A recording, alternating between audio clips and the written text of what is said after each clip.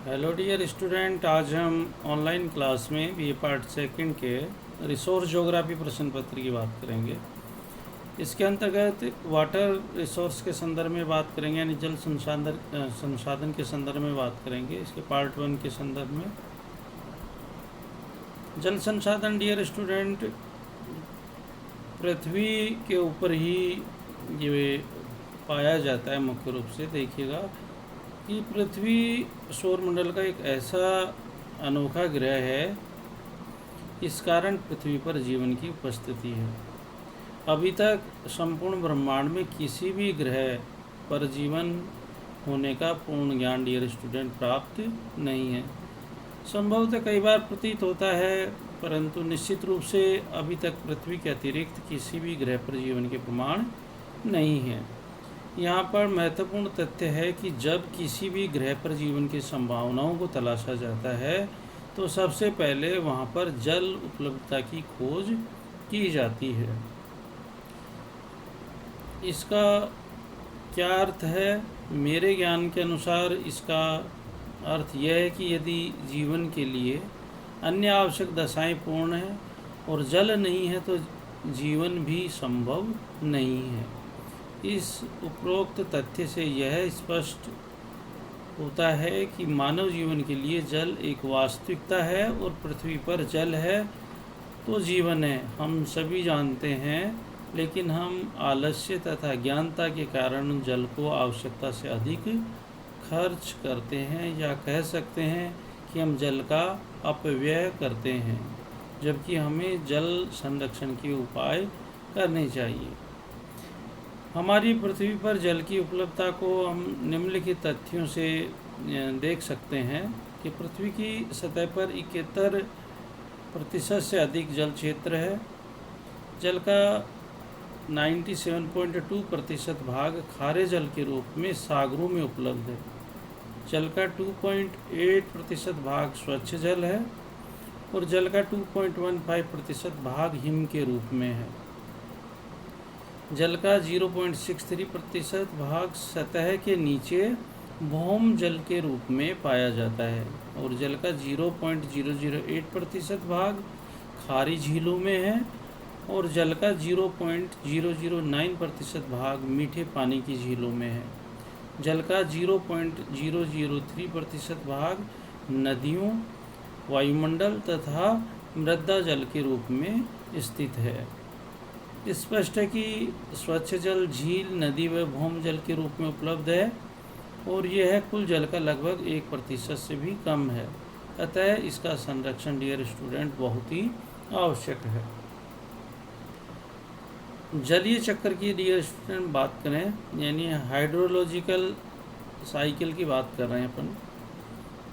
जलीय चक्र है क्या कि स्थल मंडल तथा वायुमंडल के मध्य होने वाले जल के संचरण को डियर स्टूडेंट जलीय चक्र कहा जाता है। वर्षा होने के उपरांत कुछ जल मृदा से वाष्पीकृत होकर वायुमंडल में लौट जाता है, दूसरा भाग मिट्टी से रिसकर भूमिगत हो जाता है, तीसरा भाग धरातल पर वाही जल रन ऑफ के रूप में प्रवाहित होता है, जो नदियों तथा सरिताओं में एकत्रित होकर अंततः महासागरों में डियर स्टूडेंट पहुंच जाता है। जल चक्र की जो क्रिया है हम उसको एक चित्र के माध्यम से भी आगे बतलाएंगे। जल चक्र की क्रियाविधि के निम्नलिखित पद हैं।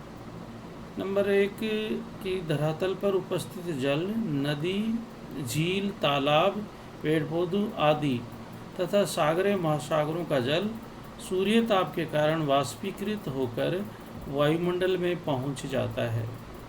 वायुमंडल में उपस्थित जल वाष्प ठंडा होकर ताप कम होने पर बादल के रूप में संघनित होता है और यह जल वर्षा, ओस, पाला, बर्फ आदि के रूप में वापस धरातल पर एवं महासागरों में पहुंच जाता है। अर्थात जल 3 रूपों में मिलता है।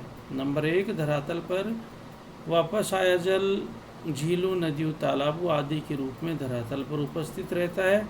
यह धरातलीय या वाहित जल डियर स्टूडेंट कहलाता है। इस चित्र के माध्यम से जो जलीय चक्र उसको समझाया गया है कि किस प्रकार से जल सागर और महासागर या झीलों में होता है।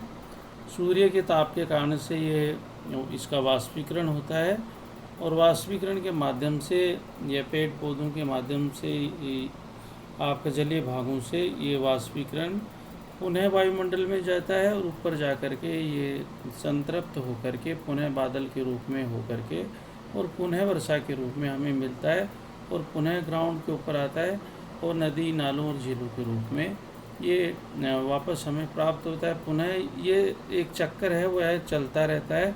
यह आपका जलीय चक्र के रूप में डियर स्टूडेंट संपादित होता रहता है। धरातल पर वापस आया कुछ जल भूमि के अंदर धरातल में सुरक्षित हो जाता है डियर स्टूडेंट, जो कुओं, नलों, पाताल तोड़ कुओं आदि के द्वारा उपयोग के लिए प्राप्त किया जाता है। इस जल को भूमिगत जल के नाम से जाना जाता है। तीसरा कि जो जल सागरों में एकत्रित उपस्थित है वह सागरी जल कहलाता है। भूमंडल में जल 3 रूपों में डियर स्टूडेंट मिलता है। नंबर 1 है धरातलीय जल, सरफेस वाटर के रूप में। धरातल के ऊपर वाहित जल नदियों तथा सरिताओं में प्रवाहित होता है, जो अंततः सागरों या आंतरिक झीलों में विसर्जित होता है। नदियों से नहरें निकाली जाती हैं डियर स्टूडेंट, जिनका जल सिंचाई के लिए विशेषतः प्रयुक्त होता है और इस जल का कुछ भाग हिम के रूप में भी जमा रहता है।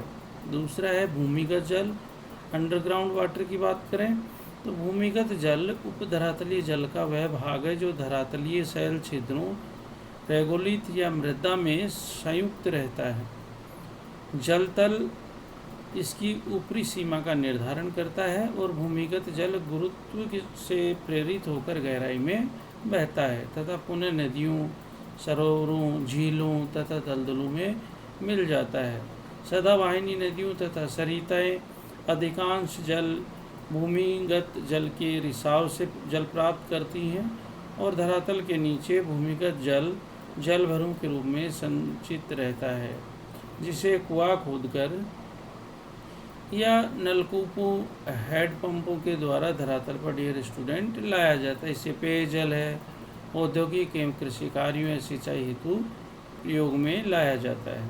और जो तीसरा जो हमें जो जल का संरक्षण जल प्राप्त होता है उसमें महासागरीय जल के रूप में, ओशियन वाटर के रूप में।